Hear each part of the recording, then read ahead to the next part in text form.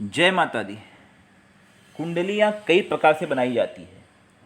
चंद्र कुंडली, लग्न कुंडली, सूर्य कुंडली, बृहस्पति कुंडली।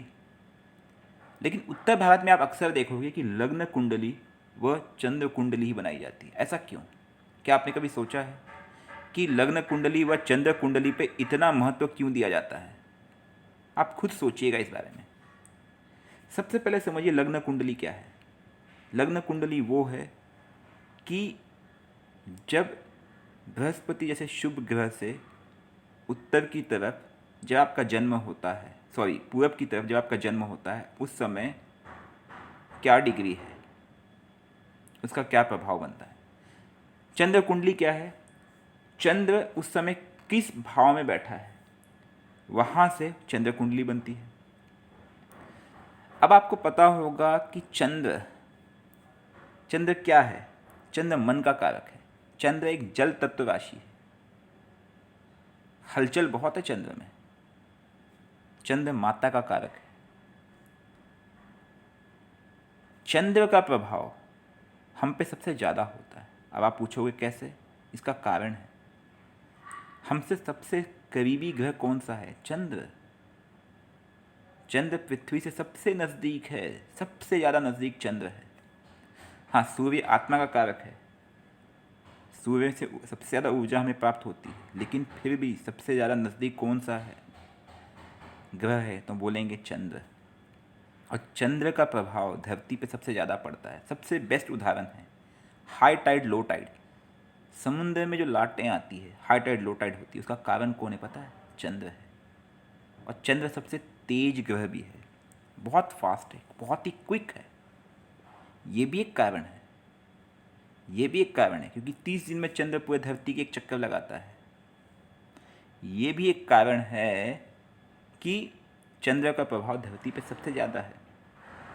समुद्र में हाई टाइड, लो टाइड, इतने बड़े विशाल समुद्र के हाई टाइड, लो टाइड का कारण अगर चंद्र बन सकता है, तो हम पे इसका प्रभाव कितना होगा आप समझ सकते हैं। यही कारण है कि चंद्र कुंडली का बहुत बड़ा महत्व है उत्तर भारत में।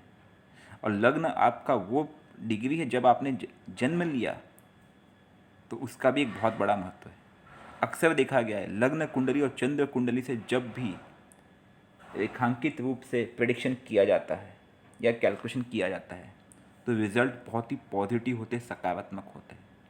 इसलिए अक्सर ज्योतिष उत्तर भारत में चंद्र कुंडली और लग्न कुंडली को वरीयता देते हैं और देखते हैं कि व्यक्ति के उपाय करने के लिए किस कुंडली को बल दिया जाए। क्या चंद्र कुंडली को आधार बनाया जाए, उसको मजबूत किया जाए, या लग्न कुंडली को आधार बना के उसे मजबूत किया जाए। और इस हिसाब से वो उसका पॉजिटिव रिजल्ट निकालने की कोशिश करते हैं। चंद्र कुंडली के और भी रीज़न हैं, क्योंकि जैसे हम बोलते हैं कि ऑपरेटर, हमारे शरीर का ऑपरेटर कौन है? बुद्धि है, माइंड है। और माइंड कहीं ना कहीं मन और आत्मा से जुड़ी हुई है। मन एक मुख्य कारक है। अगर चंद्र कमजोर है तो मनोविकार होगा, स्ट्रेस होगा, मानसिक तनाव होगा, माइंड काम नहीं करेगा। हर कारक तत्व का, कारक क्षमता का कारक कहीं ना कहीं माइंड है या मन है। इसलिए भी चंद्र कुंडली को एक वरीयता दी जाती है। और लग्न कुंडली इसलिए कि वो तन का कारक माना गया है। जो प्रथम भाव है वो आप खुद हो, आपका शरीर है, आपका ये तन है, भौतिक शरीर है ये, और उसको बेस मान करके कुंडली बनाई गई है। तो एक लग्न कुंडली जो आपके भौतिक शरीर को बेस मान की कुंडली बनाई गई, दूसरी है चंद्र कुंडली जो आपके मन, आपकी अंतरात्मा, आपकी शक्ति को बेस मान की कुंडली बनाई गई है। और इसलिए एकदम सटीक होते हैं, इनका रिजल्ट बहुत ही पॉजिटिव होता है।